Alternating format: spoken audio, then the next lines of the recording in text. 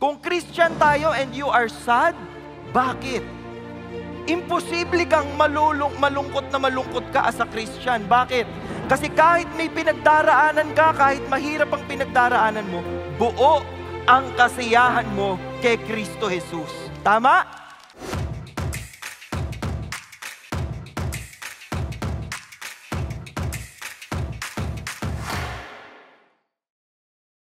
Ang mensahe natin ngayon, live out, love, and joy. Pakisabi po sa katabi nyo, live out, love, and joy. When you say live out, you have to show in your life love and joy. And you do not choose. Hindi kayo mamimili, ay gusto ko lang love. Ay ayokong magmahal. Masakit yan. Joy na lang. Hindi pwede. Package deal yan. Banding po sila, no? Live out, love, and joy. We are all living for a purpose. Kaya pag sinabi ho nating live out, love, and joy, you must live it out for a purpose. Ano po ang mga purpose na ito? Unang-una, unity. Usong-uso to. Dahil hindi lahat ng unity nagtatagal. Gusto ko lang maging malinaw. Wala naman tayong pinapatamaan. Pero ang sa akin lang, kung united tayo, dapat as one. Hindi pwedeng as two, di ba? Unity. Pangalawa, humility. Pangatlo, God's glory. Isa-isahin ho natin yan. Balikan natin kung saan tayo naiwan last week. Philippians 1:21, ang huling verse na binigay ho sa atin, Pastor Bong. For to me, to live is Christ and to die is gain. Para sa akin, ang gusto ko, kung ako'y mamamatay, mas mabuti para sa akin. Pero kung mabubuhay ako para kay Kristo. That is what Paul is saying. And then read this. If I am to live on in the flesh, kung patuloy ako mabubuhay, this will mean fruitful labor for me. It means, okay lang kung mabuhay ako. Marami pa akong gagawin. And I do not know which to choose. I cannot choose. But I am hard-pressed from both directions. Look at this. What's the issue? Having the desire to depart and be with Christ. I want to be with Jesus already. I want to go to heaven already. For that is very much better. Yet, to remain on in the flesh is more necessary for your sake. Sinasabi ho niya dito, gusto ko na talagang mapunta sa langit. Gusto ko na tapos na ang buhay ko. Pero dahil may mission pa ako, to live is Christ and to die is gain. Anong pinapakita ho nito? Pinapakita nito na ang buhay ni Apostle Paul ay nakasentro kay Kristo. Sabi po ni C.J. Mahaney sa Living the Cross-Centered Life, Keeping the Gospel the Main Thing. This is a book. He said, a cross-centered life is made up of Christ-centered days. Ulitin ho natin a cross-centered life is made up of Christ-centered days. If you want to live for Jesus, if you want to honor and glorify Jesus, all your days, buong araw mo, lahat ng ginagawa mo mula paggising mo hanggang sa pagtulog mo, you do it for the glory of Christ. When you interact with people, you want people to know Jesus. When you talk to people, you want people to know Jesus. When you are going through a problem, you want Jesus glorified in your problem. Sino po dito may problema? Who among you have problems? Taas kamay. Pakitaas lang po, kasi nihahanap ko po yung walang problema eh. Buti pa kayo. Hindi, ayan. Mukhang lahat naman ho kayo may mga problema, no? Pero hindi tayo problem-centered. Christ-centered tayo. Yon ang dapat ho natin gawin. Katulad ni Apostle Paul. Kaya kaya niyang sabihin ito. Ito po ang main verse natin. Only conduct yourselves in a manner worthy of the gospel of Christ, so that whether I come and see you or remain absent, I will hear of you that you are standing firm in one spirit with one mind, striving together for the faith of the gospel. Ito pong verse 27 hanggang verse 30, sa Greek language, isang buong mahabang sentence po ito. Okay? Pero sa English po, dalawang sentences siya. No? Pero sa totoong Greek, mahabang sentence po yan. At kapag mahaba ang sentence, according to the school, you have to look for the main clause. Ano yung mismong sinasabi ng mahabang verse na ito? So ang main clause po ng verse 27 to 30 ay narito sa verse 27. Only conduct yourselves in a manner worthy of the gospel of Christ.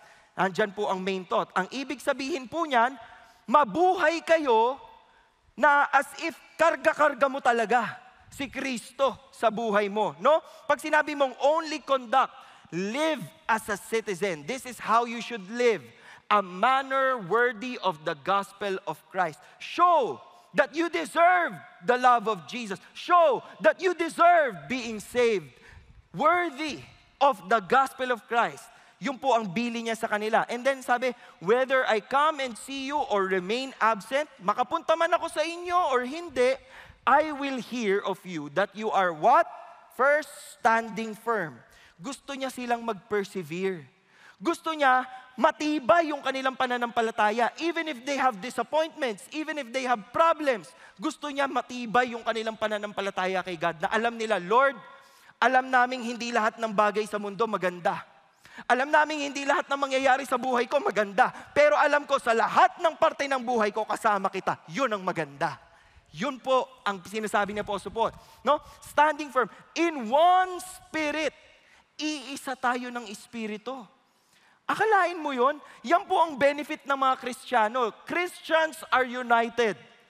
Kaya lang napaka-divided din po natin. Meron ba kayong mga kakilalang Christian pero parang iba yung Christian nila? Parang ibang flavor. Parang pong, fries yan. Pinaghahalo na lang po, di ba? 2 flavor, pag mega, giga, ganyan. 4 na flavor. 4 ba? 3? 3 lang. 2 daw. 2. Mababa lang yung giga ni ate. Hanggang 2 flavor lang. Di ba? Pero, ang totoong Kristyanismo po, iisa talaga. United. Ang problema ho nating mga Christians, ayaw natin mag-unite.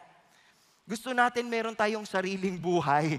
Di ba? Kaya iba-iba ho tayong lahat. Pero sinabi ho ni Apostle Paul, you have one spirit, one mind, striving together for the faith of the gospel.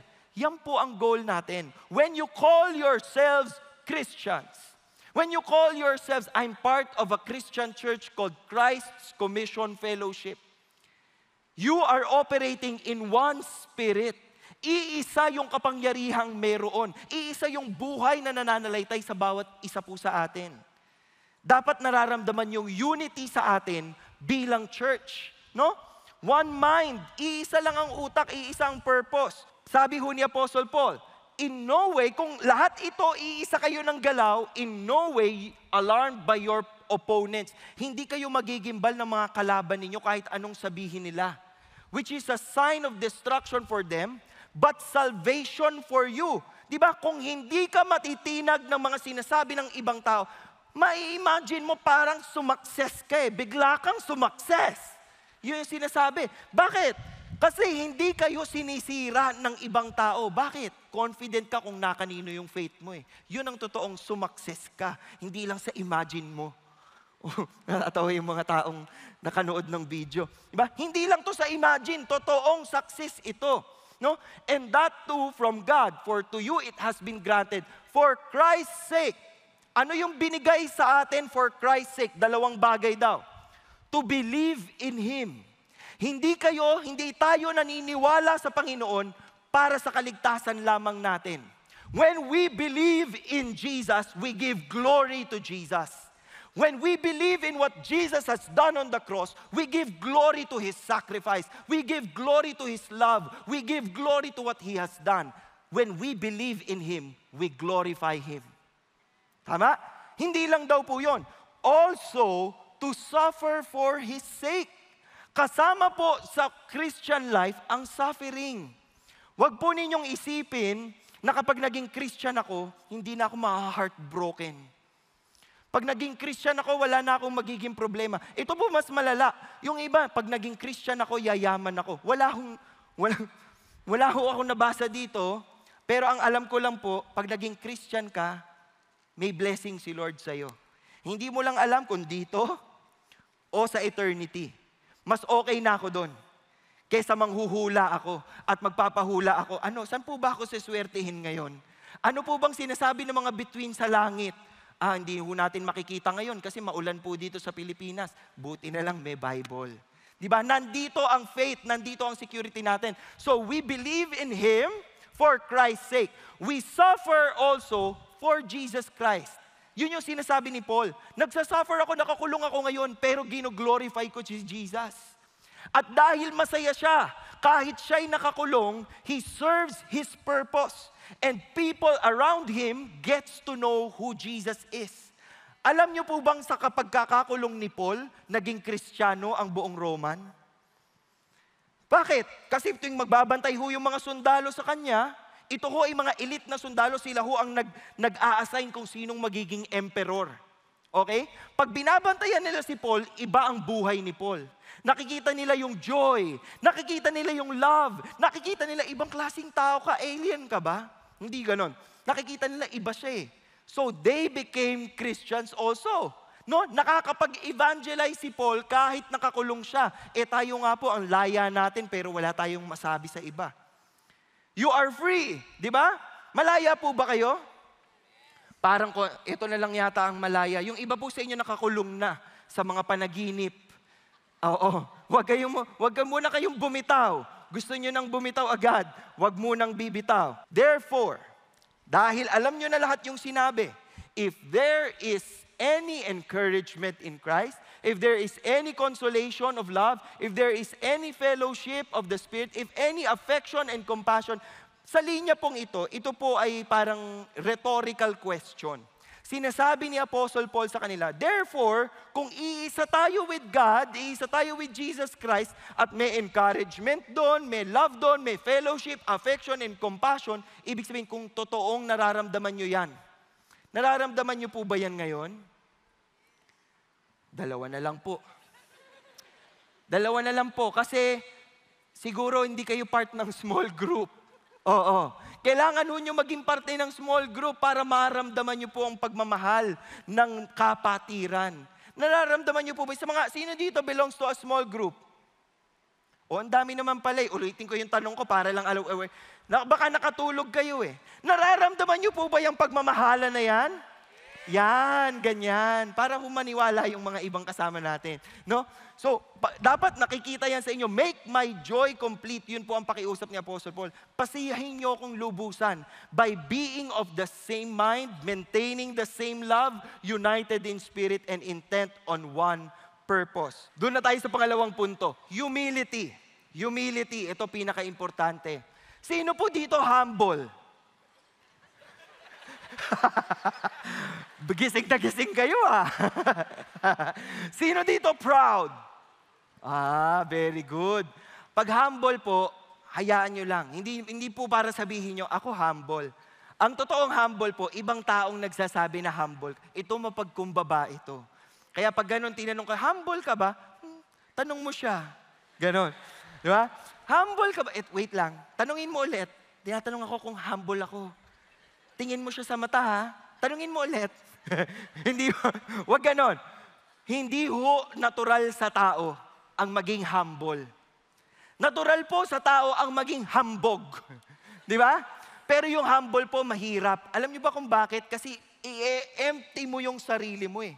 Hindi mo pa hahalagahan yung sarili mo kasi you will look forward to really uplifting someone else. Mas uunahin mo yung iba.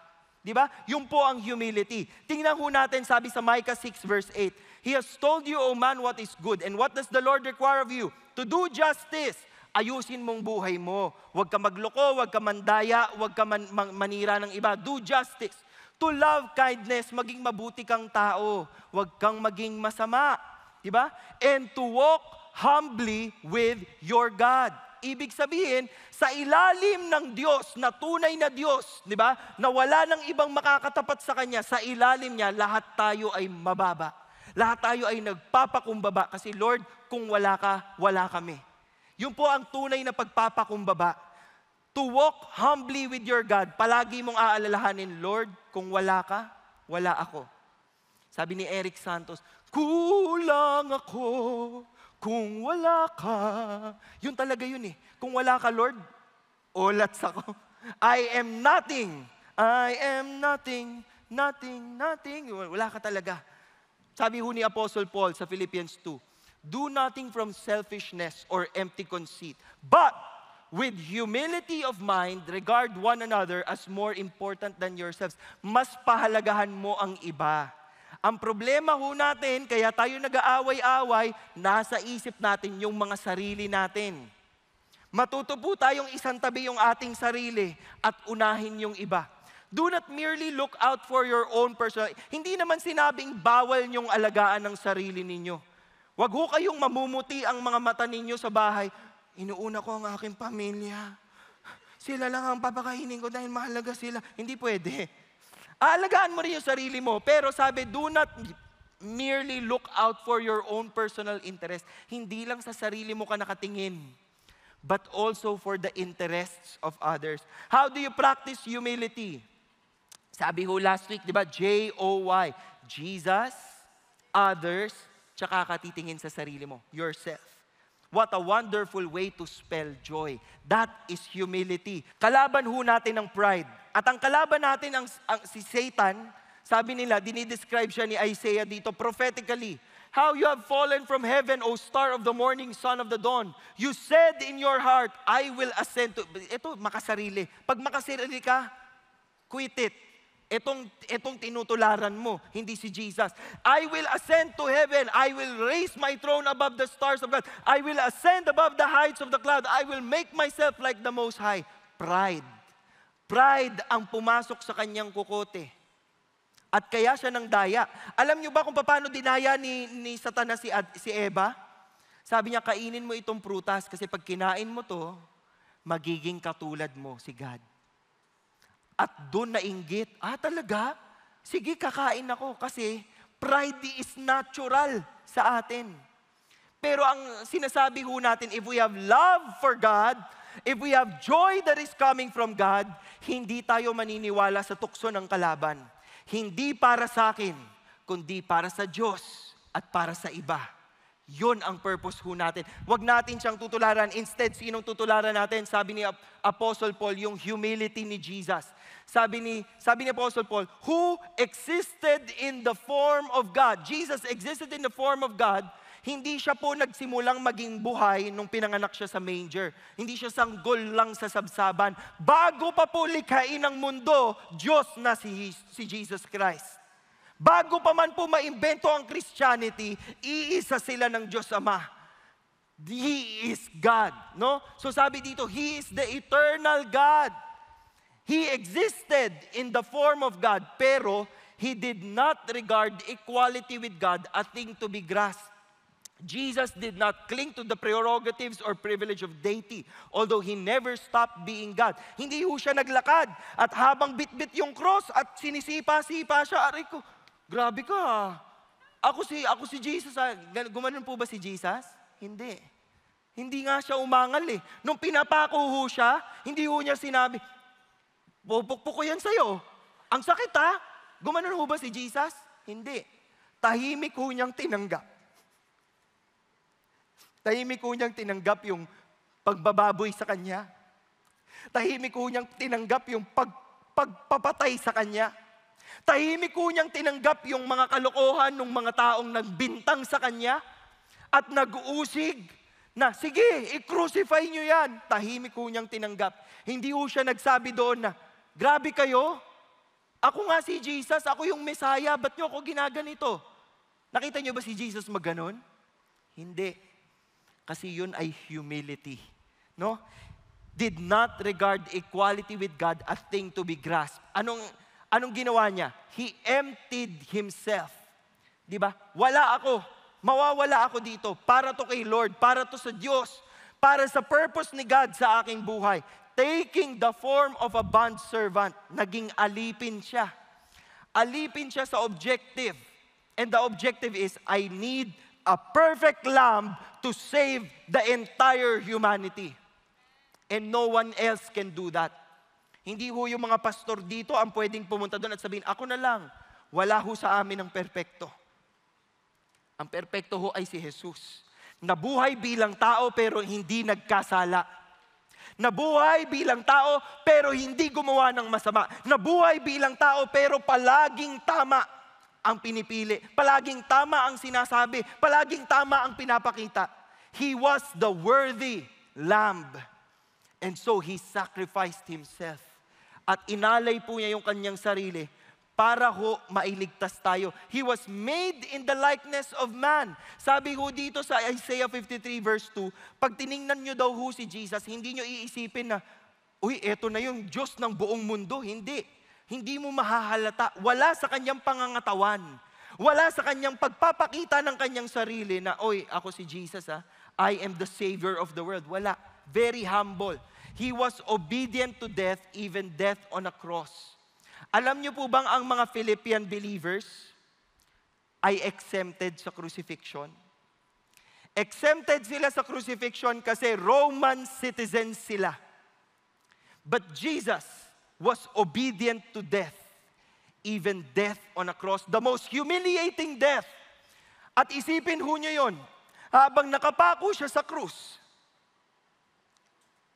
at pinipili nating magkasala, we choose to do the wrong things. We choose to run after the wrong things. Isipin po ninyo, pag lumingon kayo at nakita nyong nakapako sa krus si Jesus Christ, and He's telling you, I'm doing this for you.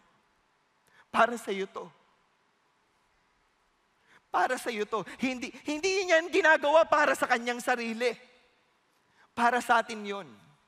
Kaya pag inisip po ninyo yung sakripisyong ginawa ni Jesus Christ, it cannot be, hindi pwede na hindi ako susuko sa Kanya. Pagkatapos ng lahat ng sinakripisyo niya sa akin, ay Lord, wala ho akong isusukli dyan sa inyo. Malaki ang utang na loob ko ho sa inyo. I will live for you. Ganun ang response. I will live for you. I will be humble for you. I will be joyful for you. I will love for you. Dahil ang love at joy po, humility, pag yan ho ay pinakita nyo dumaan sa prism, ang dami pa pong ibang lalabas na mga karakter. Selflessness, kindness, compassion, generosity. Katulad ho ni David. Si David ho, sa 2 Samuel 7:18, sabi niya, who am I, O Lord, and what is my house that you have brought me this far? Sino ba ako, Panginoon? Para dalin mo ko sa ganito kalayong achievement, sino ba ako? Wala ako, Lord eh. Hindi ko talaga maisip, bakit ako yung ilalagay mo dito? At dahil alam niya, yung ginawa ni God sa kanya, anong sinabi ni David? Sabi niya sa 2 Samuel 9:3, is there not yet anyone of the house of Saul to whom I may show the kindness of God? Nung naging hari po si David, he wanted to show kindness to the people who wanted him dead. And that's the family of Saul. Saul wanted to kill David because Saul did not want another king. Saul wanted himself to be king. But Saul died in battle. And his son Jonathan died. At nung totoong magiging hari na si David, ang sabi niya, wala bang kahit sino sa pamilya ni Saul na pwede kong pagpakitaan ng mabuti? May nagsabi sa kanya, meron pa pong natitirang anak doon sa malayong lugar. Ang pangalan po niya ay Mephibosheth. Mephibosheth. Gusto niyo bang mapangalan ng Mephibosheth? Diba? Pag nabishet sa inyo ang nanay ninyo, tatawagin niya kayong Mephibosheth. Si Mephibosheth po. Si Mephibosheth ay lame on both legs. Ibig sabihin, hindi na siya makakalakad, hindi ho siya makakatravel. Sabi ni David, gagawin natin ng mabuti si Mephibosheth. Sabi ng mga advisor niya, wala nang silbi yan sa'yo. Hindi mo na kailangan pagpakitaan ng mabuti ang taong yan. Pero ano sabi ni David? Hindi naman kabutihan ko ang gusto kong ipakita eh. Anong gusto niya ipakita? The kindness of God. And so, they brought Mephibosheth to him. And he said to Mephibosheth, Mephibosheth, you will always eat at my table. Pagkakain ako, kasama ka. Inalagaan ho niya ng mabuti. Pinakita niya ang kabutihan ng Diyos. Naiinggit ba kayo kay Mephibosheth? Buti pa si Mephibosheth. Ganyan, di ba? Buti pa siya. Pero alam nyo, higit sa ginawa ni David, yung ginawa ni Jesus Christ. Sa lahat ng kalokohan, kamalian, kapalpakan natin, winelcome niya tayo sa Kanya. At sinabi niya sa atin, halika anak, kasali ka dito. Halika anak, alam ko naliligaw ka. Kasali ka dito. Halika anak, alam ko naghahanap ka ng pag-ibig. Kasali ka dito. Halika anak, alam ko sugat na ang puso mo. You're part of this family. Halika dito anak. Alam ko marami nang gumugulo sa isip mo at feeling mo wala kang kakampi. Andito ako. Kasali ka dito. That is what Jesus did. Is that wonderful? Parang hindi kayo natutuwa. Dapat natutuwa kayo. Tinanggap niya tayo. Ang sabi ho nung kanta, niyakap mo ako sa aking karumihan. Inibig mo ako nang di kayang tumbasan. Di ba? May karapatan ba tayo para i-demand yung pag-ibig na yun ng Panginoon? Wala. Wala. Bankrupt tayong lahat. Pero pinili niya pa rin tayong mahalin. Kaya ang huling punto natin is this is for God's glory. Si God ang magiging bida ng kwento. Pag tinignan po ninyong buhay nyo, ang dami kong maling ginawa, ang dami kong kapalpakan, ang dami kong mga wrong choices, pero pag nilagay mo si Jesus Christ dyan, lahat ng kadiliman na yun nabubura ng liwanag niya. And then, who gets glorified? Ikaw? Ay, wala po, Lord. Ako nga, hindi ako makakakuha ng kahit anong gloria. Di ba? Wala, Lord. Hindi ako to eh. Kasi alam ko kapag nagpipreach po ako, ikaw ito. Instrumento lamang ako. We do this for God's glory. Dapat ganun ho ang objective nating lahat. Sabi ho ng Westminster Shorter Catechism, what is the chief end of man? And sinabi ho doon, ang sagot, unang-unang tanong sa Westminster Shorter Catechism, man's chief end is to glorify God and to enjoy Him forever. Hindi ho natin dapat tinatapyas ang buhay natin hiwa-hiwalay. Pag Linggo, Christian ako. Pag Monday, medyo Christian ako. Pag Tuesday, slightly Christian ako. Pag Wednesday, sige, pwede pa rin ako maging Christian kasi gitna yan eh. Pero Thursday, bibitaw na ako. Friday, welcome back to the world. Saturday, eto na, magsiswimming na ako sa mali. Para pag Sunday, iiyak ulit ako. Tapos sasabihin ko, Jesus, I accept you. Hindi pwedeng ganon. Hindi pa pwedeng ganon. Dapat lahat ng buhay natin, mula Lunes hanggang Biyernes, Sabado at Linggo, we live to glorify God. We live to glorify God. At yan po ang sinabi ni Apostle Paul. Philippians 2, verses 9 to 11, sabi niya, for this reason also, dahil sa dahilang ito, God highly exalted Him. Ano yung reason? Naging humble si Jesus Christ. Pinakita niya sa atin kung paano maging humble. Naging humble si Jesus Christ. So what did God do? God highly exalted Him and bestowed on Him the name which is above every name. Super exalted. Inangat talaga si Jesus Christ. At the name of Jesus, every knee will bow of those who are in heaven and on earth and under the earth. Lahat. Nasa langit, nasa lupa, at nasa ilalim ng lupa. And that every tongue will confess that Jesus Christ is Lord to the glory of God the Father. Yan ang mission ni Jesus Christ. Kaya nga ho ang sinabi, only conduct yourselves in a manner worthy of the gospel of Christ. Ang bit-bit mo ay pangalan ni Kristo. Wag na wag mo siyang papahiyain. Wag na wag mo siyang tatalikuran. Wag na wag mo siyang lolokohin. Dahil hindi biro pag sinabi mong, I'm a Christian, I'm a follower of Jesus, then you live in a manner worthy of the gospel of Christ.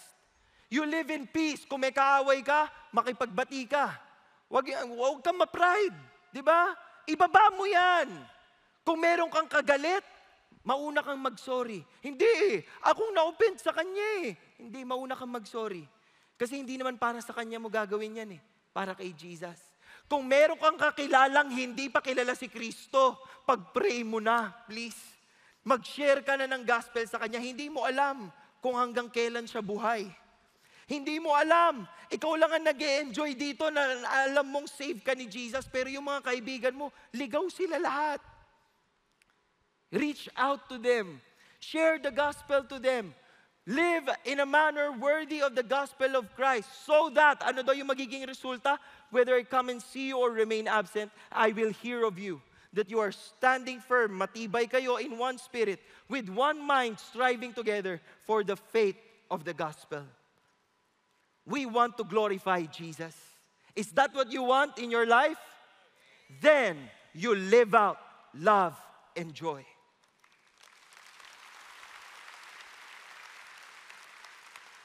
I will close in prayer. So can we make sure na pag pumikit ho kayo ay hindi kayo matutuluyan ng pagtulog? Okay? Maaga ho tayong matatapos dahil ayoko ho kayong mapuyat dito. Pero ito ho ang dasal ko. Na sana ngayong nakikinig kayo, maisip po ninyo sa inyong puso, in your heart, in your mind, you realize, am I really living for Jesus? Am I really living out love and joy? Am I doing these things for Jesus? Am I really giving Him the honor, the glory, and the praise? Hindi nyo po magagawa yon kung hindi sentro ng inyong buhay si Jesus Christ. And so I will give the opportunity for those of you today who are new to us, bago lang ho kayo dito o ngayon nyo lang ho ito narinig, mahal na mahal ho kayo ni Jesus. He sacrificed Himself for you. He died for you on the cross to redeem you, to redeem me. At ang response ho doon, sasabihin nyo sa Kanya, Panginoon, tinatanggap po kita. Tinatanggap po kita at kinikilala kita. Unang-una bilang aking tagapagligtas, because you died on the cross for me, you paid for the penalty of my sins. Pero pangalawa, bilang aking tunay na Diyos, aking tunay na Panginoon. Siguro, buhay mo yung nasusunod, kagustuhan mo yung nasusunod.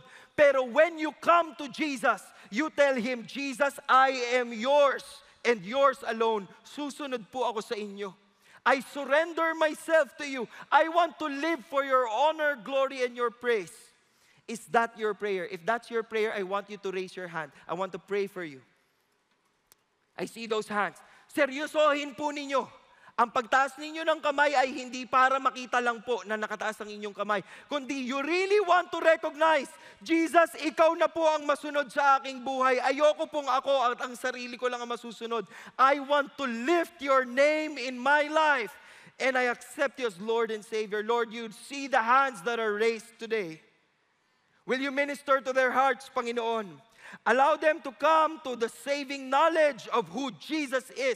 Allow them to experience your power, your glory, your grace, your forgiveness, your peace, your hope. Panginoon, allow mo po silang makita ang kapangyarihan mo. Baguhin ang takbo ng kwento ng kanilang buhay at gamitin sila, Panginoon, para makita ng ibang tao ang kabutihang dulot ng aming Panginoon. Maaari nyo na pong ibaba ang inyong mga kamay. Ngayon sa araw na ito, ang hamon po sa ating lahat. If you want to commit to live out love and joy, ibig sabihin makikita dapat si Kristo sa iyong buhay. I want you to make a stand. Tumayo ka ngayon at sabihin mo, Jesus, gamitin mo ako. Lord, I want you to use me. I want you, Lord, to fill me with your Spirit. I want you, Lord, to command every cell in my body to give glory to your name, to stand for your truth, to preach the gospel, to share the gospel, to share Jesus to others. Lord, I want to be used by you. Make a stand for Jesus, church. At sa pagtayo mo pong yan, hindi kayo tumatayo lang dahil kailangan nating tumayo. Tumatayo kami ngayon, Panginoon, at kami nakikiusap sa inyo. That, Lord, you will fill us. Fill us with your power so that more and more people will know of the grace and the power and the healing and the glory and the peace and the love that comes from Jesus. Help us, Lord, to be good Christians. Help us, Lord, to live out love and joy. Help us to glorify your name, the name that is above all names. In Jesus' name we pray. And all of God's people say, amen and amen.